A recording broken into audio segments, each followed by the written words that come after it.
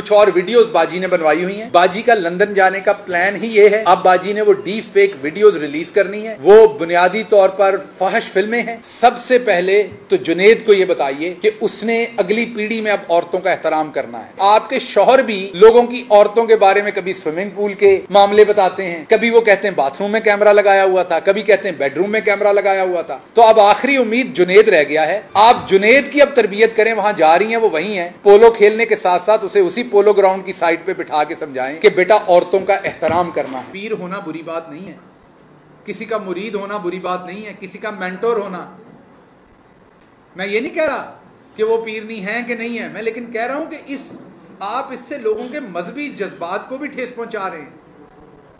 फिर आपके चचा, आप खुद, आपका पूरा खानदान उनको जादूगर नहीं कह रहा है।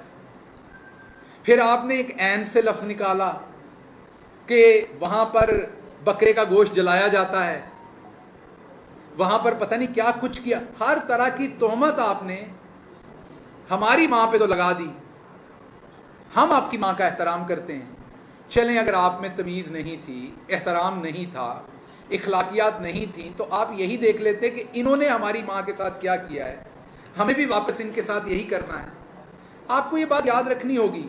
आपको इमरान खान बुरे लग सकते हैं, आपका हक है, वो एक पॉलिटिकल लीडर है, दबा के उनके ऊपर आप करें तनकीद, लेकिन आपको ये याद रखना पड़ना है कि जिनका नाम बुशरा बीबी हैं, वो इस मुल्क की बेटी भी हैं, उनके बच्चे भी इसी मुल्क में हैं, वो नानी और दादी भी हैं। उन बच्चों का क्या हाल होता होगा जब आप उनको इस तरह के अलकाबात से नवाजते हैं। फिर उनके करीब खातून है फरा बीबी। अब फरा बीबी को बार बार गोगी कहना,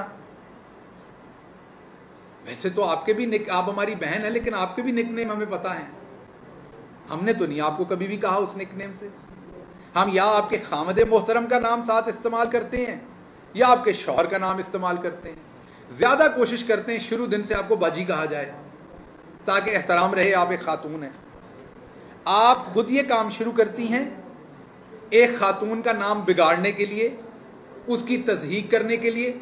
आपके पास उस खातून के खिलाफ कोई सबूत हैं, पेश करें, सजा दिलवाएं, मुकदमा बनाएं। आपकी ऊपर हुकूमत है ना, FIA आपके पास है, सब कुछ है। नाम बिगाड़ने की क्या जरूरत है? और आपके तो अपने एक MPA की बहू है वो, तो आप कम अज कम, मुझे समझ है जैसे आप लोगों ने आयशा आहद के साथ किया था, उसकी जवान बेटी के साथ किया था, आपके यहां एहतराम वाला कोई काम नहीं है। मैं हैरान होता हूं कि जैसे फॉर एग्जाम्पल, जब तक आपने कोई चीज नहीं देखी, आपने बीमारी नहीं देखी, आपने मौत नहीं देखी, आप किसी का मजाक उड़ा सकते हैं शायद, लेकिन जब आप अपने घर में वो चीज दिखाते, और अल्लाह की जात हम सबको इसलिए दिखाती कि हम दूसरों का कर सके। ये बहुत सारे सहाफ़ी बताते थे कि हम पे रियासती तशद्दुद हुआ, मुझे शायद तब समझ नहीं आती थी। अब एक दिन चौधरी गुलाम हुसैन साहब मुझे बता रहे थे कि 21 दिन उन्हें लाहौर के शाही किले के एक छोटे से एक सेल में रखा गया, और जब वो बता रहे थे तो उन्हें उस पे उनकी आंखों में आंसू नहीं थे।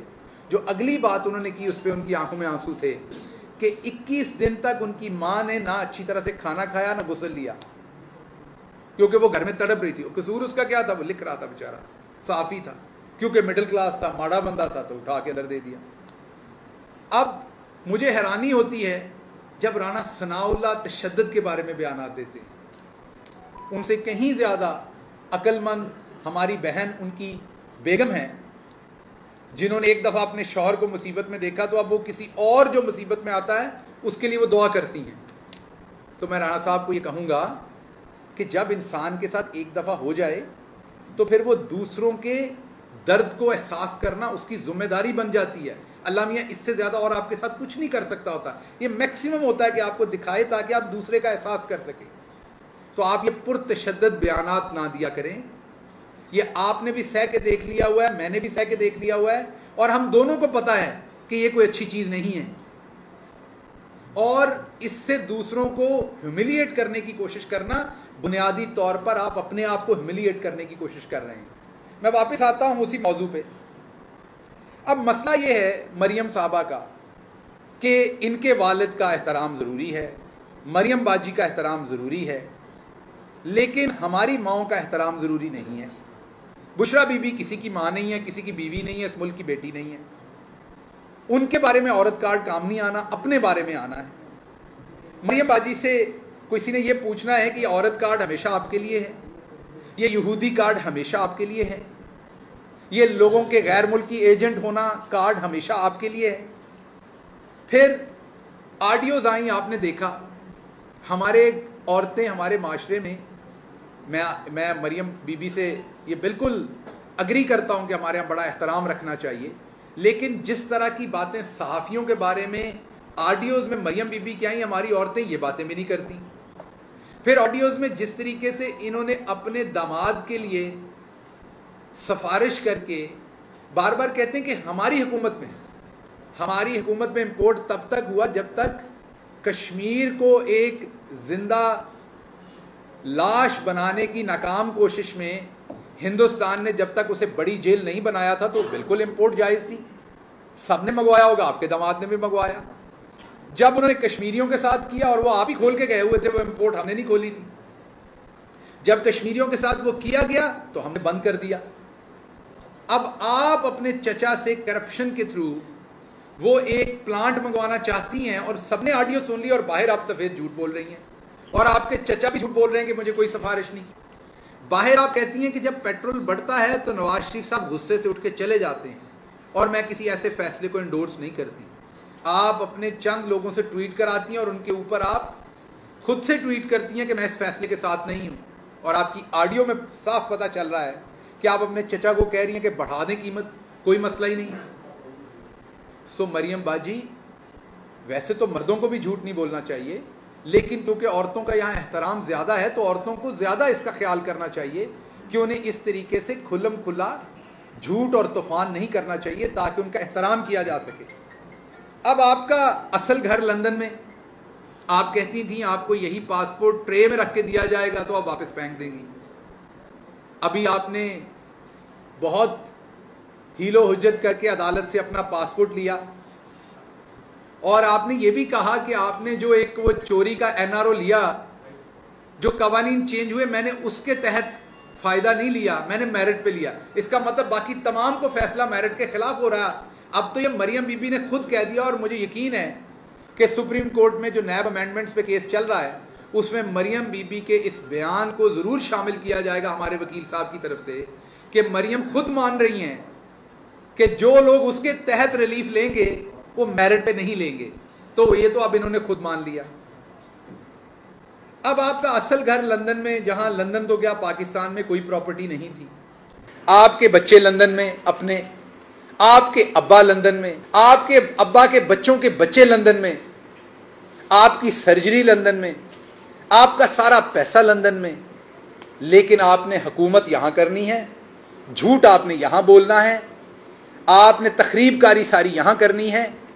और अगर कोई पुलिस वाला, वो हसन था भाई सियालकोट में, जिसे शाबाश देती थी जब उन्होंने सियालकोट के अंदर हमारे वर्कर्स पे तशद्दुद किया, आप बताएं हमारे किसी ज़माने में हुआ? मैं पहले दिन से कह रहा हूं, कल परसों शेख साहब ने, हमारे बड़े अहम लीडर हैं सिंध से, उन्होंने एक तस्वीर शेयर की जो राना सनाउल्लाह साहब की थी, जब उन पर बहुत तशद्दुद हुआ उससे और उसके बाद, और एक उसके ऊपर जुमला किया, मुझे ज़ाती तौर पर पसंद नहीं आया। मैं उस पर पहले ट्वीट करने लगा, फिर मैंने कहा वो और बढ़ेगा ट्वीट, मैंने नहीं किया। लेकिन जब मुझे हलीम आदल मिलेंगे मैं उन्हें कहूँगा तशद्दुद हमारे किसी अपने पे, और ये मेरी पहले से, मुजफ्फरगढ़ में भी मेरी यही स्टेटमेंट थी, मेरी यहाँ हाई कोर्ट के सामने भी यही स्टेटमेंट थी जब मेरे पे हमला किया गया था, मेरी इस्लामाबाद हाई कोर्ट के बाहर भी आज से 6 महीने पहले यही स्टेटमेंट थी, मेरी पिछले वीलॉग में भी यही स्टेटमेंट थी। मेरी एक ही स्टेटमेंट है जब इन पे तशद्दुद किया गया। ये भी औरत हैं, बल्कि नानी और दादी हैं। आपको तो कई दफ़ा गुस्सा लग जाता है ये रिश्ता आपको कहें, इनको बड़ा अच्छा लगता है जब हम ये कहते हैं। ये भी औरत हैं, जैसे आपने इनकी तस्दीक करने की कोशिश की थी, गाड़ी के शीशे तोड़े थे, मारा था, इनके साथ भी औरतें थीं। तो मरियम बाजी, अगर आपने औरतों का एहतराम करना है तो उसकी सबसे बड़ी जिम्मेदारी अब आप पे आयद होती है। उसकी वजह यह है कि आपके दादा से लेके आपके वालिद तक औरतों की तज़हीक करते आए हैं। ये कल्चर आपके ख़ानदान ने दिया हुआ है। कोई बात नहीं, सुबह का भूला शाम को घर आ जाए तो उसको भूला नहीं कहते। आपको अभी भी इसके ऊपर यू टर्न लेना चाहिए, रीथिंक करना चाहिए आपको। और जो आप बुशरा बीबी के बारे में आप और आपकी पार्टी मुगल्लज़ात फरमाते रहे हैं, आपको वहां से डिपार्चर लेना चाहिए। हम अभी भी आपकी मां को अपनी मां कह रहे हैं। हम अभी भी कुलसूम नवाज साहबा के लिए जब वो जिंदा थी तब भी अच्छे कलमात कहते हैं, जब वो इस जहान से चली गई तब भी अच्छे कलमात कहते हैं। आपको ये करना पड़ेगा। मुझे पता है आपके लिए मुश्किल है, आपकी बुनियादी फिक्र सोच जो है उसमें ये चीज़ें शामिल नहीं हैं, लेकिन कोशिश कीजिए। अगर आपने वाकई औरत कार्ड खेलना है तो दो काम कीजिए अपनी फैमिली में। सबसे पहले तो जुनेद को ये बताइए कि उसने अगली पीढ़ी में अब औरतों का एहतराम करना है, क्योंकि आपके शौहर भी लोगों की औरतों के बारे में कभी स्विमिंग पूल के मामले बताते हैं, कभी वो कहते हैं बाथरूम में कैमरा लगाया हुआ था, कभी कहते हैं बेडरूम में कैमरा लगाया हुआ था। तो वो भी ढीले हैं इस सिलसिले में। तो अब आखिरी उम्मीद जुनेद रह गया है आपके ख़ानदान में हमारी। आप जुनेद की अब तरबियत करें, वहाँ जा रही हैं वो वहीं हैं, पोलो खेलने के साथ साथ उसे उसी पोलो ग्राउंड की साइड पे बिठा के समझाएं कि बेटा औरतों का एहतराम करना है। हमारी पिछली नस्ल ने नहीं किया, तुमने यहाँ यू टर्न लेना है और इस काम को तोड़ना है, और अगली नस्ल ने औरतों का एहतराम। इस तरह की औरतें जिन्होंने हज़ारों जिंदगियां बचाई हुई हैं, मसीहा हैं, डॉक्टर हैं, या भले घर में बैठी औरत है, औरतें सबकी औरतें हैं और उनका एहतराम करना और आप पे जिम्मेदारी है, क्योंकि आपके ख़ानदान ने शुरू की थी। हम इसमें विक्टिम हैं। और दूसरा काम जुनेद को कहना है कि अगर उसने, क्योंकि शाही ख़ानदान से है, आपके बाद तो वली हैद, आप इस मुल्क का उसी को बनाना चाहेंगी, तो जब इस मिडिल क्लास गुलाम कौम के ऊपर आपने उनको मुसल्लत करना है तो उनको भी ये बता के करप्शन भी वो ज़रूर करेंगे, और ये भी कौमी खेल है आपका, कौमी मीन आपका ख़ानदानी खेल है। तो जब वो करप्शन करें तो ख़ानदान की औरतों के नाम के ऊपर वो करप्शन ना करें, ताकि उन पर मुकदमात ना बने, ताकि औरतों का। आपको क्या लगता है जब आप गिरफ्तार हुई होंगी तो जिस जज साहब के सामने गई, जिसने गिरफ्तार किया, जो उस टाइम की हुकूमत होगी, क्या उनके लिए मुश्किल नहीं होगी वो सारा काम? बहुत मुश्किल होती है। मैं अभी इस प्रोसेस में से गुजर के आया हूं। मैंने 500 लोग देखे जो वो काम कर रहे थे जो वो नहीं करना चाहते थे, जो मुझे हथकड़ी लगा रहा था, उसका दिल नहीं कर रहा था, मुझे लगा मजबूर था वो। मेरे कहने की बात आपको ये है कि आपने अपने बेटे को कम से कम ये तालीम जरूर देनी है कि अगली दफा करप्शन करें तो औरतों के नाम पर ना करें। तो इसलिए मैं यहां पर इस चीज को खत्म करता हूं। आखिरी बात ये कह दूं कि डीप फेक कुछ और वीडियोस बाजी ने बनवाई हुई हैं। बाजी का लंदन जाने का प्लान ही ये है। अब बाजी ने वो डीप फेक वीडियोस रिलीज करनी है। वो बुनियादी तौर पर फाहिश फिल्में हैं जिनमें लोगों के चेहरे चेंज किए गए हैं, और आप सबको पता, अब आप वो टिकटॉक पे देख चुके हैं कितनी आसानी से चेंज हो जाता है। वो वीडियोस अब अगले आने वाले दिनों में इन्होंने रिलीज करनी है। ये साइफर खेला गया, पहले मरियम साहबा के रिहाई को हटाने के लिए उसको लाया गया, अब वीडियोस आएंगी। और आखिरी बात मैं आपसे ये करके फिर मैं डॉक्टर साहबा से गुजारिश करूंगा, समुंदर पार पाकिस्तानी जिनके पास आप पहुंचे और पनाह ले रहे हैं दोबारा, दूसरी बात है कि उनका भी एहतराम करना शुरू करें। उनसे वोट का हक भी छीन लिया गया। उनको कहते हैं वोट डालना है तो यहां आके डालो। उनसे इलेक्शन लड़ने का हक पहले ही छीना गया हुआ है। उन्हें गद्दार समझा जाता है। मैं ओवरसीज पाकिस्तानी हूं, मैंने ये सब कुछ फर्स्ट हैंड फील किया है। मेरे पास दोहरी शहरियत नहीं, लेकिन गाली की तरह मुझे बताया जाता है इसके पास दोहरी शहरियत है। मेरे पास नहीं है, लेकिन जिक्र ऐसे किया जाता है जैसे गाली हो दोहरी शहरियत लेना।